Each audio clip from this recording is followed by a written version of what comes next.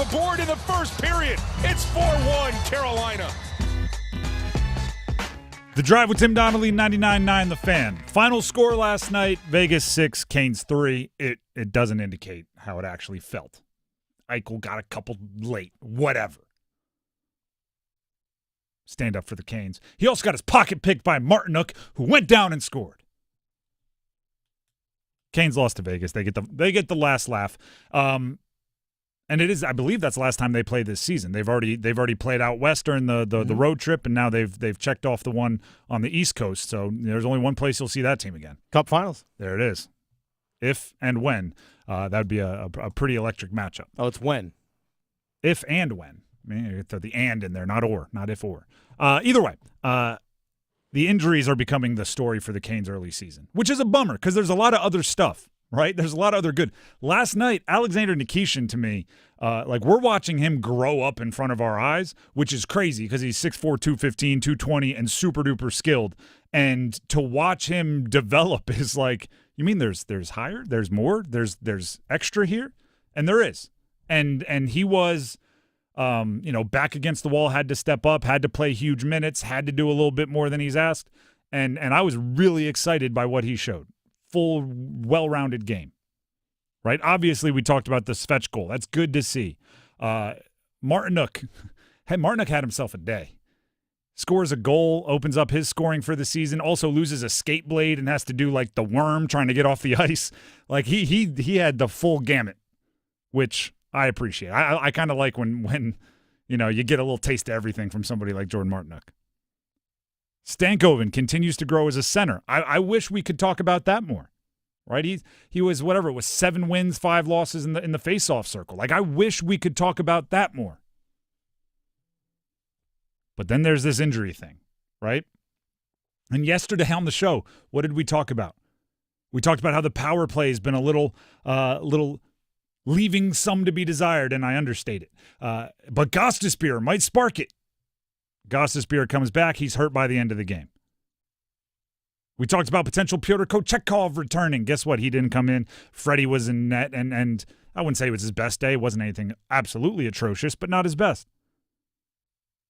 The injuries just continue to mount, and the information we learn, which in hockey is next to nothing, right? You get upper body, lower body, and whatever vague discussion Rod Brind'Amour wants to send our way. I'm not blaming Rod at all. I would do the same thing. I'm just saying, tweak something. You get that a lot. You get, he's going to be out a while, or, we're going to see where he is. We get that a lot. Like, you just don't know. At one point, and I didn't bring up Nystrom.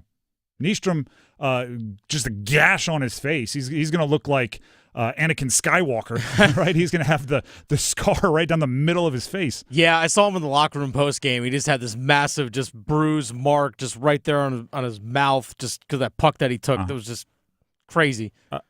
Which, then he's a straight hockey guy, and he's actually back out there on the ice because he recognizes how much of a necessity it is just to give some of those other guys a breather. Yeah, put a bubble on, full face mask. All right, buddy, back out there. We'll figure it out. And it was necessary because they were down to 4 defensemen at one point in time. 4 defensemen is not how you want to play hockey against a team like the Vegas Golden Knights. Not how you want to play hockey against anybody, but especially a team like the Vegas Golden Knights. Yeah, 4 defensemen, and then one of them goes to the penalty box. Mark Jankowski's out there playing defense on the penalty kill, literally. Which is what I was talking about earlier. There's an element of survival here, right? There's an element of, whatever it takes. Hey, Mark, can you play defense? I'll try, right? Hey, Chatfield and Nikishin, can you play a half hour? 30 minutes? Yeah, we'll give it a go. Give me some Gatorade at the intermission. We'll figure it out, right? They're doing whatever they can to get that across the line, across the finish line. Rod Brind'Amour talked about this exact idea of playing through so many injuries, yet still having a chance to win it when it comes to, clutch time. First period was a perfect example. We came out great, and then we get 2, and then it just flipped the game. Right, all of a sudden, their best players started getting going, and and then it just kept going. Felt like we were in the box there for a lot, and we're gonna make mistakes.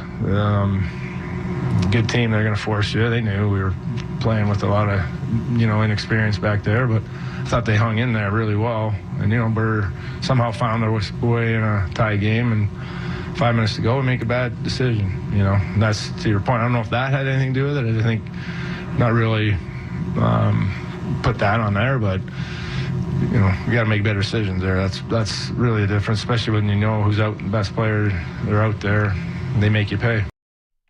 Yeah, we need to talk about some turnovers. Taylor Hall, not his best day.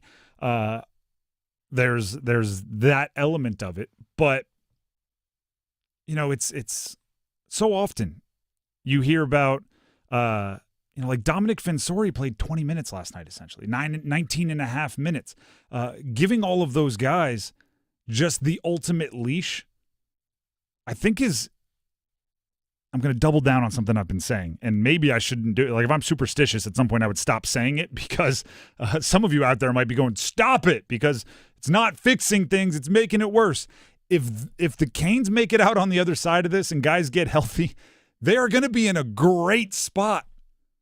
Fensori got to play 19 and a half minutes last night of, I don't want to say like free or like completely loosey-goosey, but he knew he wasn't getting benched, right? He was out there being like, not trying to make mistakes, but not afraid of mistakes, because what are they going to do? Put Jankowski permanently at defenseman for the night? No. Like, Alexander Nikishin was out there for 27 and a half minutes and shorthanded and everything else, right? He was out there and he knew he was either going to make plays or he was going to have the opportunity to make more plays, because they had nobody else to go to.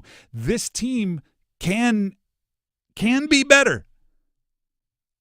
A month from now, 2 months from now, if they survive this, right? The question is, how long-term are the injuries?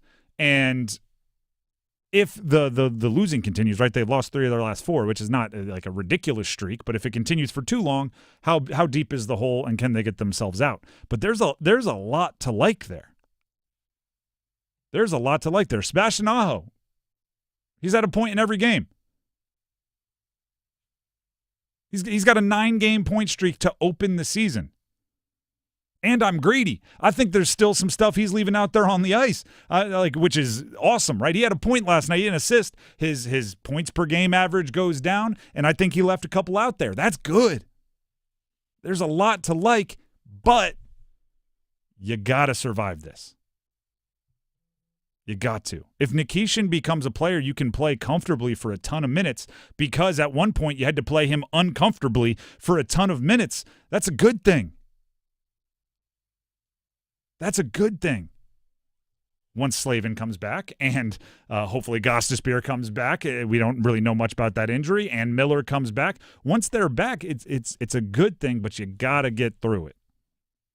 Here's Rod Brind'Amour on Nikishin having one of his strongest games, which I thought was one of the bright spots of the night.